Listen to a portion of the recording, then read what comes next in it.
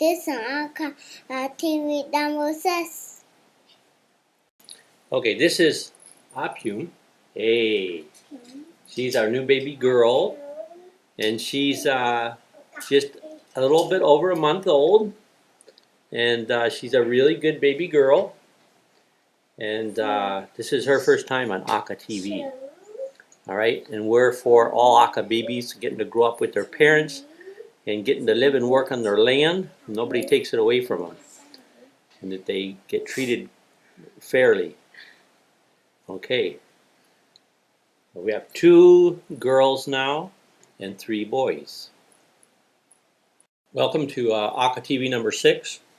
We have a lot of interesting things to talk about today. One of the most important things that we want to talk about today is the case of Amue Athu with her other name of Miss Maitini Wongsa in Singapore.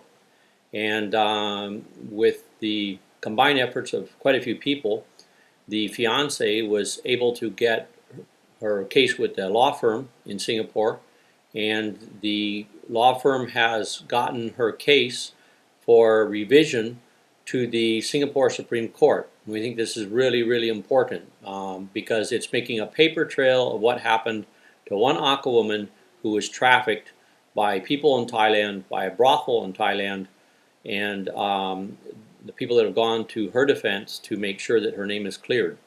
Now, what's interesting about this case, there's many, many levels. For one thing, on a sort of a sleight of hand, very carefully, UNESCO has said that she is a victim of trafficking, but UNESCO hasn't formally come out and discussed the fact that she's a victim of trafficking, particularly on their website at UNESCO.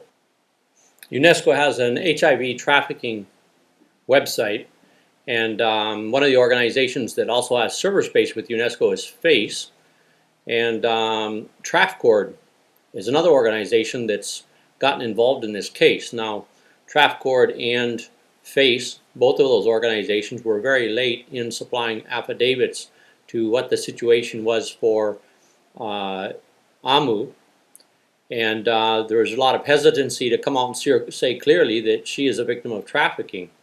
And we are not impressed at all with the performance of these 2 NGOs, which get supplied with funding to protect victims of trafficking. The case of Amue is very clear, and there's also a tremendous number of irregularities in how her case was handled. But those 2 organizations and UNESCO, back to UNESCO, and that issue is that UNESCO doesn't put Amue's case, which is a very clear case of trafficking, on their website. They're based out of Bangkok. We want to know why. Why don't they come out and say that Amue was trafficked from Chiang Rai to Hat Yai under deception by the broker who came up and gave her family money for her to work in a restaurant in Hat Yai. She went to Hat Yai. They made her work in a brothel. They raped her. They abused her. They put her on birth control pills so they could get more days of work out of her. And that's what they did. And the name of that brothel is the Rose, which has now been changed to the Gulf brothel in Hat Yai. They have not had anybody come to their residence and arrest them for trafficking Amue. And if UNESCO says out of one side of their mouth that Amue is a victim of trafficking, well, you can't be a victim of a crime without there being a criminal. And the criminal is a Thai citizen who has done this with many, many Akha girls, sending them to Singapore, to Malaysia. And that person is still at large, a businessman in Hat Yai and his wife, and they are still free to go about and do as they please, and no one has even questioned them about what they did in the case of Amue. The other thing is that UNESCO has missionaries on their website. We think this really sucks because we think that missionaries in Thailand really suck.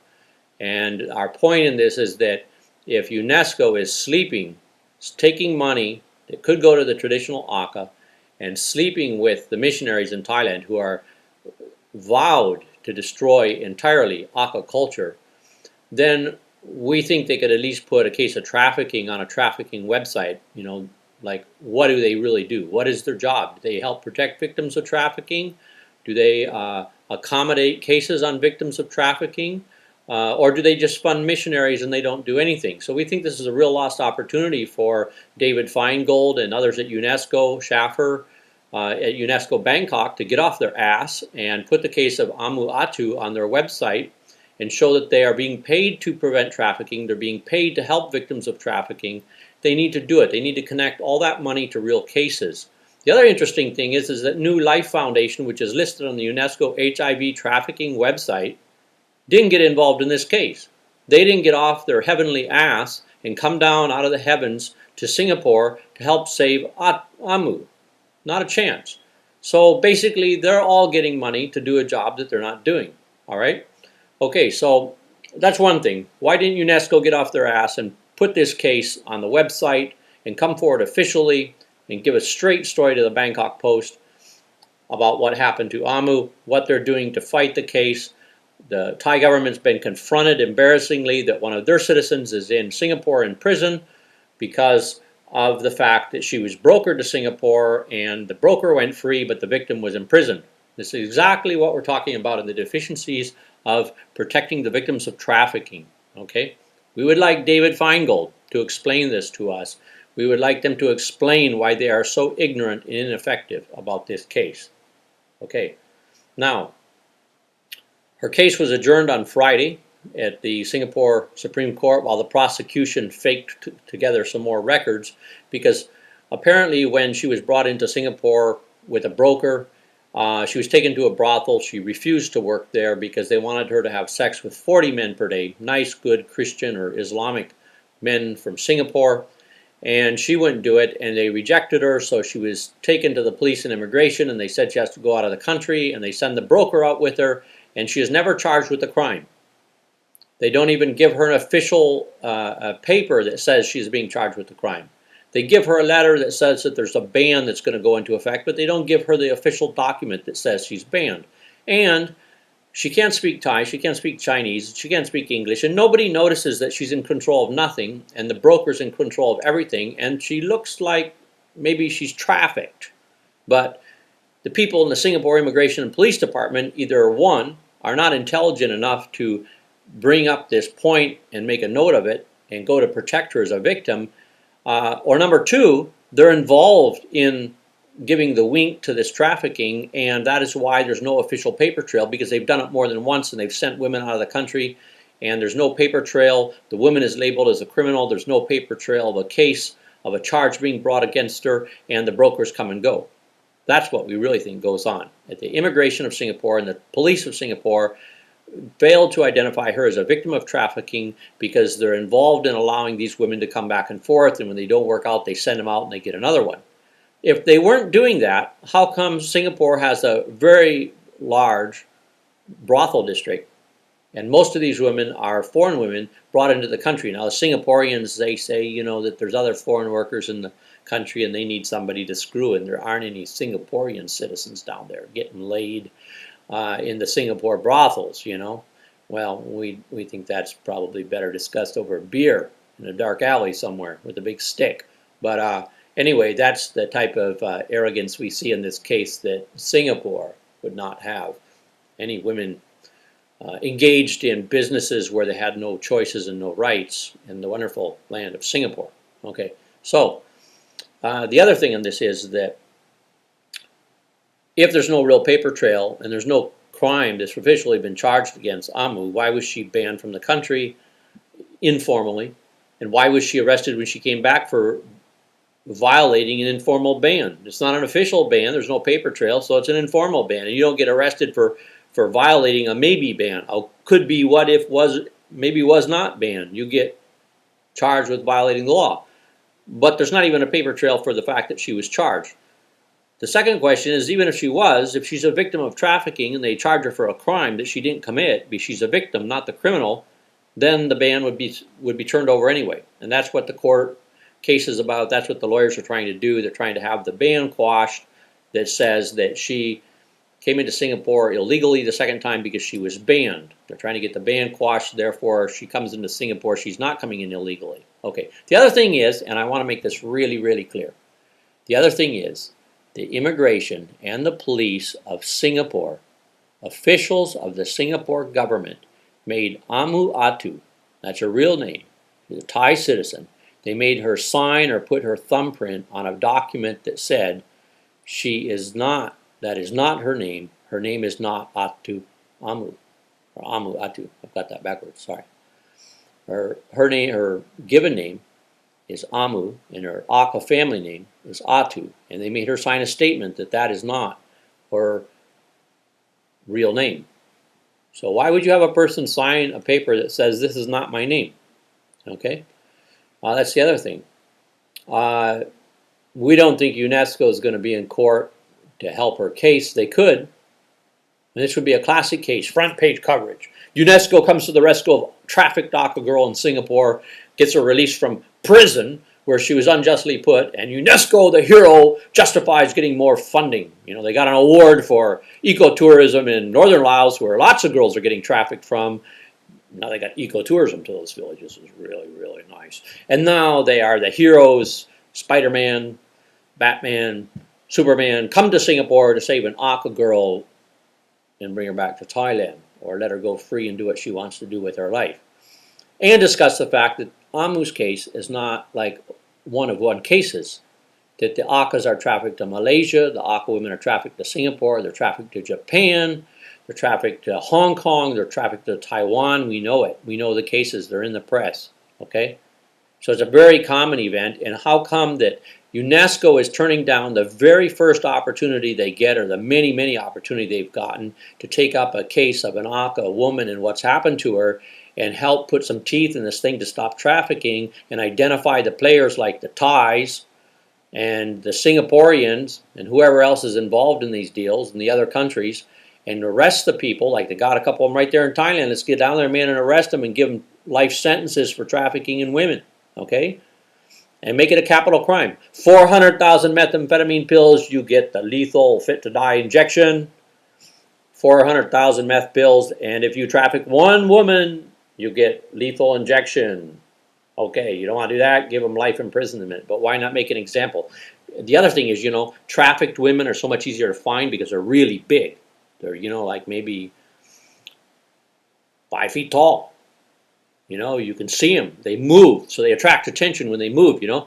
Meth pills are really, really little. They're like that big, you know. And you got half the world's cops out looking for them, and they can't find the friggin' women, who are many times bigger than that, against which a crime has been committed. But that little tiny meth pill, there's been a crime committed against that pill, that's why they're looking for it? All right, so a little bit of problems in the priorities of the drug war here. Okay, we won't get into that, not in this program. So here's the case. It goes back on Tuesday the 17th to the Singapore Supreme Court. We're going to have another session with the judge. The judge appears to be sympathetic in this case. And it brings up, we hope that if the ban is quashed, she'll be released immediately. She can marry to her fiance if she so chooses, and she can stay legally in Singapore if she so chooses. Become a Singaporean citizen. Okay. So that's the outcome that we're hoping for, and we regret that after working on this since October, that there isn't a lot more people who have come forward to bravely defend this woman and to hold her up as a classic example of what happens in the lives of so many Akha women. And everybody does this. They wring their hands and reach for another hooker, and they reach for another beer, and they say, we can do nothing. We have big jobs. We're the head of UNESCO. We're the head of New Life Foundation. We don't have time. Our budget, we're doing paperwork, counting our money all the time. You know, that's what they're saying here. So, it was too bad they didn't show up, you know. Now it brings up another issue. The report, stories that are going into the press about Amue Athu's case. It's really funny. They all call her a prostitute. That's how far back in the Stone Ages we are. We have a woman who's clearly the victim of trafficking. She's been in debt bondage in a Thai brothel. Why doesn't the king get upset about this? My God, he had YouTube shut off. Why doesn't he get upset about the fact that all these Akha ethnic women are brotheled and trafficked in his country? Why not? Okay, anyway, all the newspapers are calling Amue a prostitute. And they're making out that this hero fiance of hers fell in love with this prostitute, and now because he's a few kilos short of a load, he wants to marry her and save her and keep her in Singapore. Now, what has happened to journalism? How come none of the facts that we know about and that are involved in this case and the parties involved in this case, how come the press isn't able to print any of them? So suddenly it's sort of like a little Cinderella story, you know, like a Pretty Woman movie, you know, or something, you know.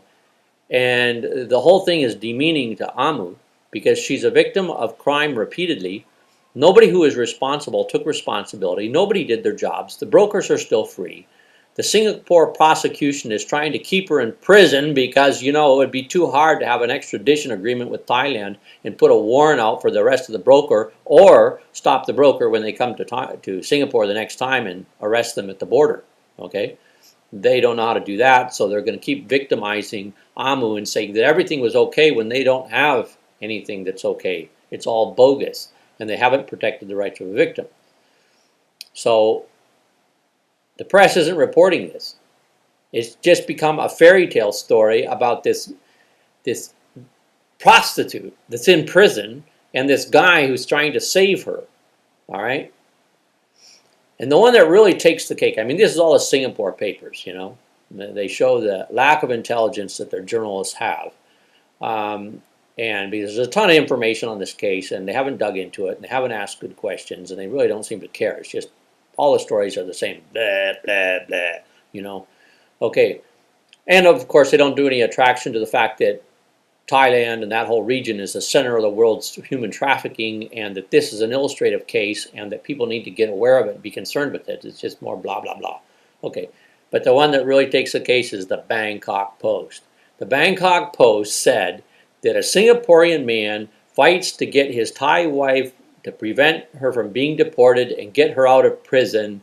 He met her where she was working in a brothel in Singapore. She was working in a brothel in Singapore. Excuse me, Bangkok Post. But the brothel she was working in Geography 101, was in Thailand. Land of the king. Land of YouTube. Land of Swiss tourists. Okay, that's where the brothel was. That's where the crime of debt bondage occurred. That's where the crime of human trafficking occurred, in Thailand. Okay. And if you can print that crap in your paper that the Thais didn't do it to her, the Singaporean people have the brothel. Okay? If you can put that crap in your paper, you need to all get new jobs, because your history, you're finished. Okay? You'll be gone, YouTube will still be here. All right? And that really sucks. And you ought to print a retraction, because we put it on the website that you people are so stupid that you would not protect the victim of trafficking, an Akha woman. You would not go to bat for her and say this is one of many cases that happened in Thailand, and she was put in a brothel where there's other Akha girls, and these owners have done this repeatedly in Hat Yai, and they deserve to be in prison. And all their assets deserve to be seized, and they deserve to be impoverished and never see the light of day again. You haven't printed that in your newspaper because you're probably part of the problem, okay? You're a lousy excuse for journalism, all right? So get with it here, you know? And that's what makes this case interesting. We have investigations going on other cases, CGT mission, Children of the Golden Triangle. We've had a number of investigators go in there. We have David Stevenson with 400 Akha children that he's making into little cone-headed Christians for the white race and for Australia, and Rotary International helping them. They're funding them. They've had a lot of money that they've given to them. They've given them a site on their website at Rotary International. They've done a video about them at Rotary International. And the only people that don't have any say in this dynamic are the Akha. And there's these 400 children, and David makes excuses about how he's sending them to school. Well, I'm sorry, David, but there's schools in every one of the Akha villages that those Akhas come to, because I've driven my four-wheel drive into those villages. I know where every one of them are. And they all have schools. They all have Thai school teachers. The Thai schools teachers even live in the villages. And so you can't say that they didn't have schools. And they're with their families, they're with their land, and when you take them off the land, they'll lose the land to Thai forestry.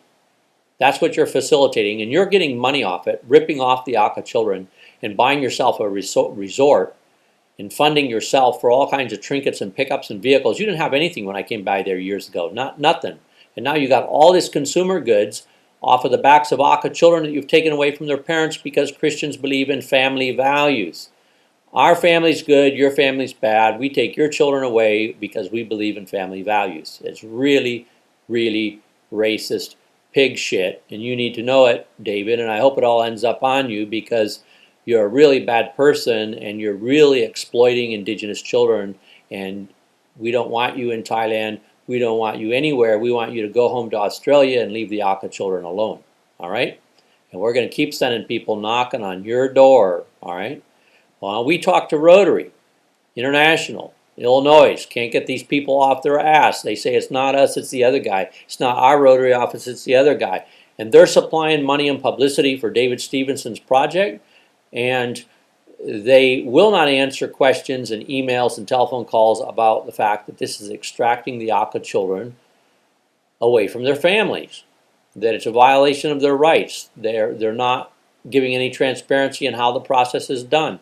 What is the social welfare oversight in Thailand of David's project? We know there's social welfare oversight on other projects, so what about David's? And so we pursue that case, okay? We went through Sacramento. We touched base with some of the Akha there again in Sacramento. We still have a case with the Department of Health and Human Services, and we're going to pursue that case and the assistance of the Akhas there. We went and stopped by some other friend's house in California, some Akha, and we got to spend some good time with them before coming on back. And next month we have the United Nations Permanent Forum on Indigenous Issues. We're going to go in there with an axe, and we are going to bring up the issues of Norwegian Church Aid, Action contre la Femme in France, and we're going to bring up the issue of the sexual abuse in northern Laos and the reports that have been made. And we're going to see to it that this type of stuff comes to a screeching halt. And the denials on the part of both of these agencies that anything happened. You know, no accountability, nobody gets fired. Everything is status quo and a lot of lip service, okay? So that's some of the stuff that's going on. Right now what I'm doing is I'm working on the third Akha journal feverishly. I got a few more photos I have to enter into the layout. I have a lot of editing to do. I'm not going to show you this very long because this isn't ready for public view yet, but here's the cover of the book, Akha of Laos, Akha Voices. It's going to be in color, black background. We're talking anywhere from 1,000 to more pages in this third Akha journal. It's going to really kick ass. We got a lot of photos, Thailand, Burma, China, Laos, lots of articles, lots of reports. We'll just cover a lot of bases. If you can read this book and not walk away with a real good grip on what activism is all about, walk away without a concept of who's out there and who to contact and how to get involved to help the group of people you're working with, and make a journal, make a book, publish it once a year, once every 2 years. Let everybody know what's going on. Fill it with photos. Push the case of the people you're trying to help.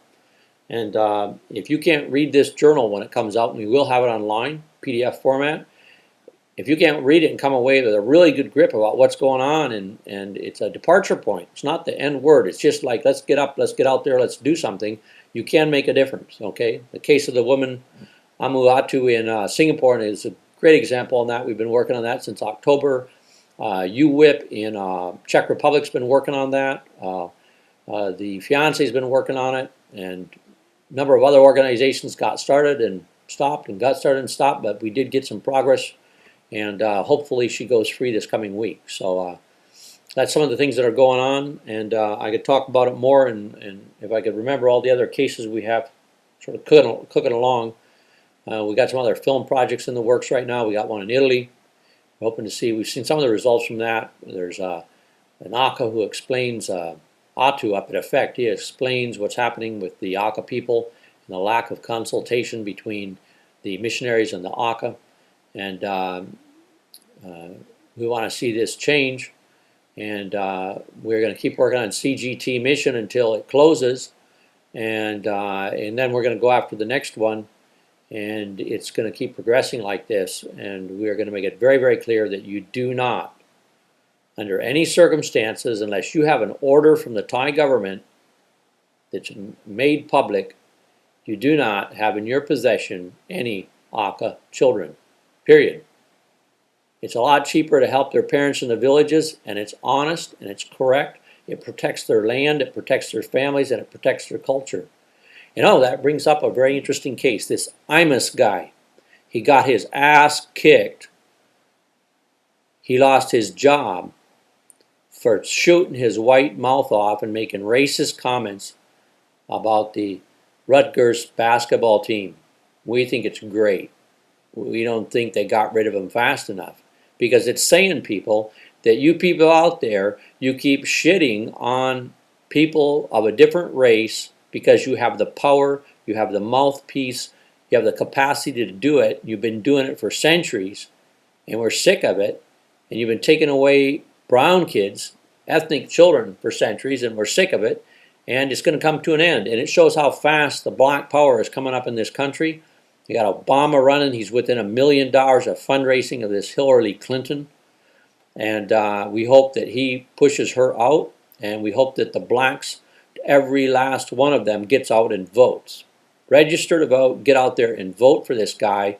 And make it known that you're tired of taking the back seat on civil rights, on discrimination, on 50% of the population in the prisons is black or other ethnic, profiling, all the things black people have gone through in this country. Here's your chance to start making some changes. And getting rid of Imus was one of the first changes.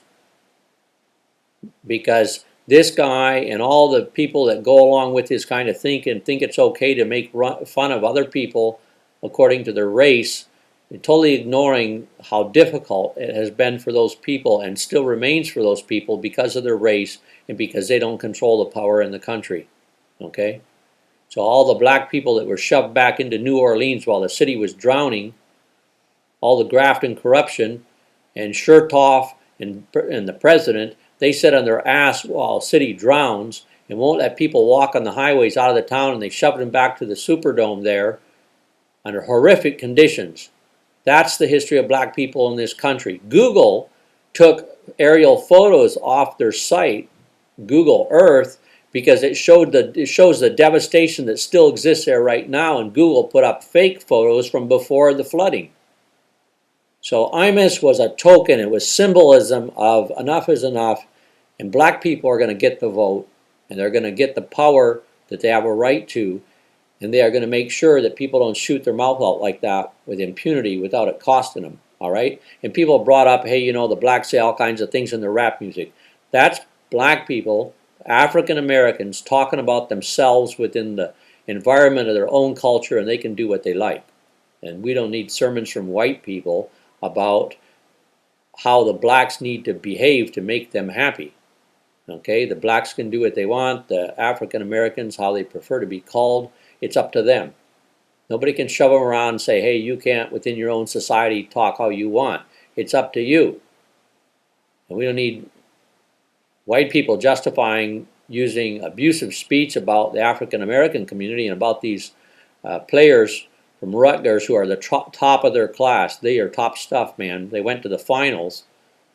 And we don't need people talking about them in the way in which they were called names. And I'm really glad to see this guy off his radio show.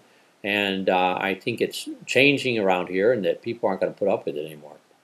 And so that's been really good. King of Thailand came out and said that this guy goes to prison because he painted some of his pictures. Well, I can tell you one thing.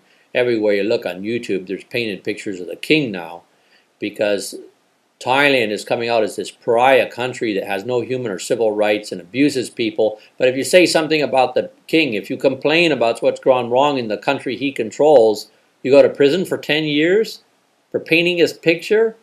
Come on. Nobody complains when they kill Hill Tribe people. So how come you paint a guy's picture and you go to prison for 10 years?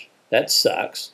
You know, so you would think that the poor king is going to find the people in charge in the ministry and say, fine, we're that law unless majest is written down, every last copy of it, and we're going to burn it, and it's the end of that law. You see all the bad press I got? I got pictures of me on YouTube with my head is gone, and there's a monkey's head there instead. You know, if I was a king, I'd be pissed off. I'd say, get rid of that law. I don't want it anymore. People, that's really bad press. It brings a lot of nasty ridicule on our country to have that. So they pardon this guy and deport him really quick, but the damage is done. The country of Thailand is laughed at, and the monarchy's been disgraced, and we still want the Queen of Thailand to give back the land of Huyo Akha and Panum Akha to the Akha people, and that's still at the UN Office of the High Commissioner, and we're going to still have you hear about it on paper with ink, that you are being called to task for that, Thailand, Queen of Thailand. Don't forget it. We want the land back. It doesn't belong to you. You don't need it, and we want it back. Now, another interesting thing. There's an article in the press that a lot of the forest around Doi Tung is being burned, that somebody's intentionally setting fires, arson. Well, what nobody mentions is that the Royal Project stole all that land from the Akha people, and that they then kept the Akha there as captive labor to work on all their projects. And that they planted all that land with pine, and it destroyed the environment. And somebody's burning it. Well, no duh. You know, you're going to rip people off and then destroy the environment and use them as slaves. And yeah, you're going to get burned. So we thought that was pretty interesting, how they can't figure out who's starting the fires, you know. Well, they destroyed the environment, and they planted pine for profit. Or whatever the reason was, they planted a lot of it, and they took all the land, and they told the Akhas you couldn't cut bamboo sprouts, you couldn't harvest bamboo for housing construction, you couldn't do anything in the forest because it's all ours. We're taking it from you. We're the king and queen. We're the forestry department, the army, the police. We will murder you. We will torture you. You can go to akha.org and you can see, you know, photo after photo of Akha who were murdered in Thailand just in the year 2003. And they've done this all the time, and they're still doing it. I still get reports from Thailand of Akhas who are murdered, and that's the reason you're going to have problems. And this is what you're doing all the time there in Thailand to the Thai government, and so don't be surprised when your forest gets burned. And so that's really interesting that there's a paper trail in these events in the press, and if you know what's really going on, you can read between the lines and figure out who's kidding who. Thank you very much for coming to Akha TV. We're working on getting more and more of this put together to make a better and better presentation. I still have got to get a studio set up, and I've got lots of props and things to bring in and people to bring in and interviews. And when I get done with this third Akha journal, I'll get working on that because I'm pretty busy right now. Thanks a lot.